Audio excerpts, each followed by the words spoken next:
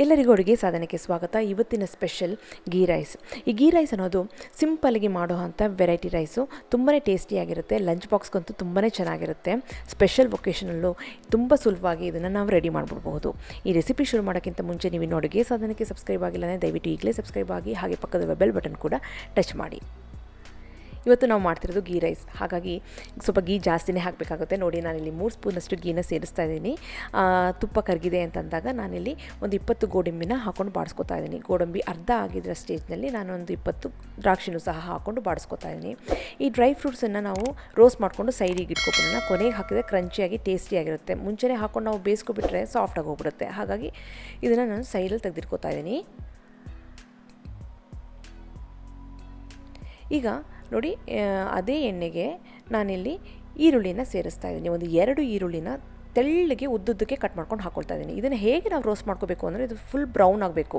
Fried onions ಅಂತ ಅಂಗಡಿನಲ್ಲಿ readymade ಸಿಗುತ್ತೆ, ಅದು ಸಿಕ್ಕಿದ್ರೆ ಒಳ್ಳೆಯದು. ಇಲ್ಲಾಂದರೆ ಈ ಥರ ನಾವು ರೋಸ್ಟ್ ಮಾಡ್ಕೋಬೋದು, ಚೆನ್ನಾಗಿರುತ್ತೆ.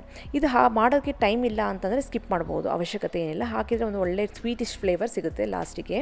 ನೋಡಿ, ಆನಿಯನ್ ಎಲ್ಲ ಚೆನ್ನಾಗಿ ಬ್ರೌನಿಷ್ ಆಗಿದೆ ಅನ್ನೋ ಟೈಮಲ್ಲಿ ನಾನು ಅದನ್ನು ಸೈಡಿಗೆ ತೆಗೆದಿಟ್ಕೊತಾ ಇದ್ದೀನಿ. ತುಪ್ಪದಲ್ಲೇ ಹುರ್ಕೊಂಡಿರೋದ್ರಿಂದ ಆ ಟೇಸ್ಟ್ ತುಂಬಾ ಚೆನ್ನಾಗಿರುತ್ತೆ. ಗೀ ರೈಸ್ದು ಲಾಸ್ಟಿಗಂತೂ ಹಾಕಿದ್ರಂತೂ ಎಕ್ಸಲೆಂಟ್ ಆಗಿರುತ್ತೆ.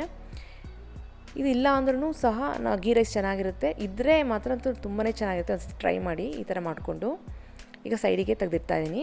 ನೋಡಿ, ಇಲ್ಲಿ ತುಪ್ಪ ಸ್ವಲ್ಪ ಕಮ್ಮಿ ಆಗಿದೆ. ಗೀ ರೈಸ್ ಮೇಲೆ ತುಪ್ಪ ಇರಬೇಕಲ್ವ, ಮತ್ತೆ 1 ಸ್ಪೂನ್ ತುಪ್ಪ ಸೇರಿಸ್ತಾ ಇದ್ದೀನಿ. ಈ ತುಪ್ಪ ಕರಗಿದೆ ಅಂತಂದಮೇಲೆ ನಾವು ಮಾಮೂಲಿ ಮಸಾಲೆ ಹಾಕಬೇಕಾಗುತ್ತೆ. ನೋಡಿ, ಇಲ್ಲಿ ಒಂದು ಸ್ವಲ್ಪ ಜೀರಿಗೆ ಹಾಕ್ತಾಯಿದ್ದೀನಿ. ಒಂದು 1/4 ಸ್ಪೂನಷ್ಟು ಜೀರಿಗೆ ಸೇರಿಸ್ತಾ ಇದ್ದೀನಿ. ಹಾಗೆ ಇಲ್ಲಿ ಪಲಾವ್ ಎಲೆ, ಚಕ್ಕೆ, ಲವಂಗ, ಹಾಗೆಯೇ ಕಲ್ಪಾಸಿ ಎಲ್ಲನೂ ಸೇರಿಸ್ತಾ ಇದ್ದೀನಿ. ಡ್ರೈ ಮಸಾಲ ನಿಮ್ಗೆ ಯಾವ್ದು ಬೇಕೋ ಅದನ್ನು ಹಾಕೋಬಹುದು. ನಿಮ್ಮ ಮನೇಲಿ ಯಾವುದಿದೆ ಅದನ್ನು ಹಾಕೋಬಹುದು. ಚಕ್ಕೆ, ಲವಂಗ ಅವೆಲ್ಲ ಟೇಸ್ಟ್ ಜಾಸ್ತಿ ಕೊಡುತ್ತೆ, ಸೊ ಅದನ್ನು ಮಿಸ್ ಮಾಡಬೇಡಿ. ಮಿಕ್ಕಿದು ಏನಿದೆ ಅದನ್ನು ನೀವು ಇಷ್ಟ.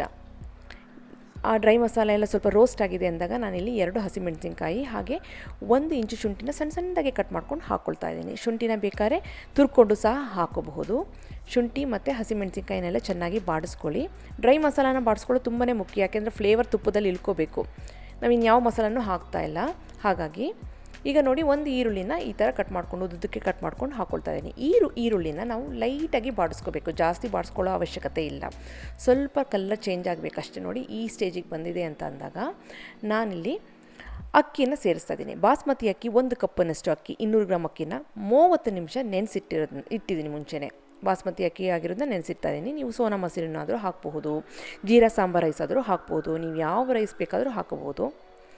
ಇಲ್ಲಿ ಬಾಸ್ಮತಿ ರೈಸ್ನ 30 ಮಿನಿಟ್ಸ್ ಮುಂಚೆನೇ ನಾನು ನೆನೆಸಿಟ್ಟಿರೋಂಥ ರೈಸನ್ನು ಇಲ್ಲಿ ಸೇರಿಸ್ಬಿಟ್ಟು ಇದನ್ನು ಸಹ ನಾನಿಲ್ಲಿ ಒಂದು 2 to 3 ಮಿನಿಟ್ಸ್ ಲೋ ಫ್ಲೇಮ್ನಲ್ಲಿ ಇದನ್ನ ರೋಸ್ಟ್ ಮಾಡ್ಕೊಳ್ತಾ ಇದ್ದೀನಿ. ಈ ಥರ ನೀವು ರೋಸ್ಟ್ ಮಾಡಿಕೊಂಡ್ರೆ ಅನ್ನ ಬೆಂದಮೇಲೆ ತುಂಬ ಉದುದ್ರಾಗಿ ಬರುತ್ತೆ. ಯಾಕೆಂತಂದರೆ ಗೀ ಎಲ್ಲ ಕೋಟ್ ಆಗುತ್ತೆ ನೋಡಿ ರೈಸಲ್ಲಿ. ಹಾಗಾಗಿ ಅಕ್ಕಿ ಅರಳಿಬಿಟ್ಟು ಉದುದ್ರಾಗಿ ನೋಡ್ತೀರ ನೀವು ಲಾಸ್ಟಲ್ಲಿ ಸೂಪರಾಗಿ ಇರುತ್ತೆ. ನೋಡೋದಕ್ಕೂ ಸಹ ಅರಳುತ್ತೆ ಅಕ್ಕಿ ಚೆನ್ನಾಗಿ, ಹಾಗೆ ಅಂಟ್ಕೊಳ್ಳೋದಿಲ್ಲ. ಈಗ ಒಂದು 2 ನಿಮಿಷ ರೋಸ್ಟ್ ಆದಮೇಲೆ ನಾನಿಲ್ಲಿ 1.5 ಕಪ್ಪಿನಷ್ಟು ನೀರನ್ನ ಹಾಕ್ತಾಯಿದ್ದೀನಿ. 1 ಕಪ್ಪು ಅಕ್ಕಿಗೆ 1.5 ಕಪ್ಪು ನೀರನ್ನ ಸೇರಿಸ್ತಾ ಇದ್ದೀನಿ. ಒಂದು 2-3 ಸ್ಪೂನ್ ನೀರು ವೇರಿಯೇಷನ್ ಆಗಬಹುದು. ನೀವು ನೋಡಿಕೊಂಡು ಅಕ್ಕಿ ನೋಡ್ಕೊಂಡು ಹಾಕೋಬೇಕು. ಹಾಗೆಯೇ ಸ್ವಲ್ಪ ಉಪ್ಪನ್ನು ಸೇರಿಸ್ಬಿಟ್ಟು ಇದನ್ನು ಚೆನ್ನಾಗಿ ಲೈಟಾಗಿ ಮಿಕ್ಸ್ ಮಾಡಿ. ಯಾಕೆಂದರೆ ಅಕ್ಕಿ ಕಟ್ಟಾಗಬಾರ್ದಲ್ವ ಬಾಸ್ಮತಿ ರೈಸು, ಹಾಗಾಗಿ ಸಾಫ್ಟಾಗಿ ಇದನ್ನು ಹ್ಯಾಂಡಲ್ ಮಾಡಬೇಕು. ಈಗ ಕಟ್ಟಾಗೋ ಚಾನ್ಸಸ್ ಇರುತ್ತೆ. ಹಾಗೆ ಒಂದು ಲೈಟಾಗಿ ಇದನ್ನು ಮಿಕ್ಸ್ ಮಾಡ್ಕೋಬೇಕು. ಇದೊಂದು ಇದೊಂದು ಕುದಿ ಬರಬೇಕು, ಅಲ್ಲಿವರೆಗೆ ನಾವು ವೆಯ್ಟ್ ಮಾಡೋಣ.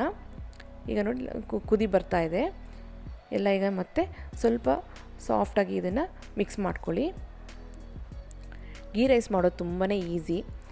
ಅಕ್ಕಿ ನೆನೆಸಿಟ್ಬಿಟ್ರೆ 20 ಮಿನಿಟ್ಸಲ್ಲಿ ಕುಕ್ಕರಲ್ಲಿ ಬೇಯಿಸ್ಬಿಡ್ಬಹುದು. ನೋಡಿ, ಈಗ ಕುಕ್ಕರ್ ಮುಚ್ಚಳ ಬಿಚ್ಚಿಬಿಟ್ಟು ನಾನಿದನ್ನ ವಿಸಲ್ ಹಾಕಿಬಿಟ್ಟು ಸಿಮ್ಮಲ್ಲಿ 20 ಮಿನಿಟ್ಸ್ ನಾನಿದನ್ನ ಬೇಯಿಸ್ತಾ ಇದ್ದೀನಿ. ಟೈಮ್ ಇಲ್ಲ ಅಂತಂದರೆ ನೀವು ಡೈರೆಕ್ಟಾಗೆ ವಿಸಲ್ನ ಇಟ್ಬಿಡ್ಬೋದು. ಒಂದು 2 to 3 ವಿಸಲ್ಸ್ ಅದು ನಡೆಯುತ್ತೆ. ನೋಡಿ, 20 ಮಿನಿಟ್ಸ್ ಆದಮೇಲೆ ಕುಕ್ಕರ್ ಚೆನ್ನಾಗಿ ಆರಿದೆ, ಆವಿ ಹೋಗಿದೆ ಅಂತಂದಾಗ ನಾನು ಓಪನ್ ಮಾಡಿದೆ. ಎಷ್ಟು ಚೆನ್ನಾಗಿ ಅನ್ನ ಅರಳಿದೆ ಅಂತಂದರೆ ಸೂಪರಾಗಿ ಅನ್ನ ಅರಳಿದೆ, ನೋಡೋಕ್ಕೆ ಚೆನ್ನಾಗಿರುತ್ತೆ. ಈಗ ಕೊನೆಗೆ ನಾನು ಫ್ರೈ ಮಾಡ್ಕೊಂಡಂಥ ಈರುಳ್ಳಿನ ನಾನಿಲ್ಲಿ ಸೇರಿಸ್ತಾ ಇದ್ದೀನಿ.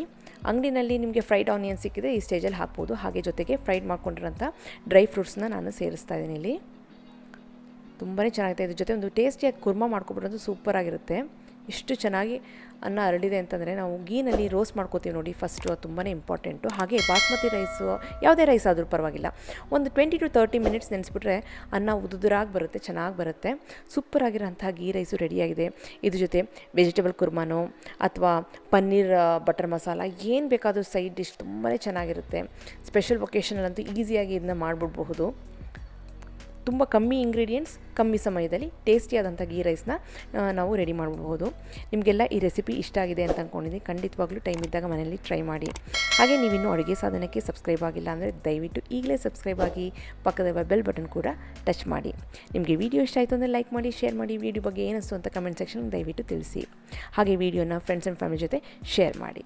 ಮತ್ತೊಂದು ಇಂಟ್ರೆಸ್ಟಿಂಗ್ ರೆಸಿಪಿಯೊಂದಿಗೆ ಭೇಟಿ ಆಗ್ತೀನಿ. ಎಲ್ಲರಿಗೂ thank you. Bye bye. See you.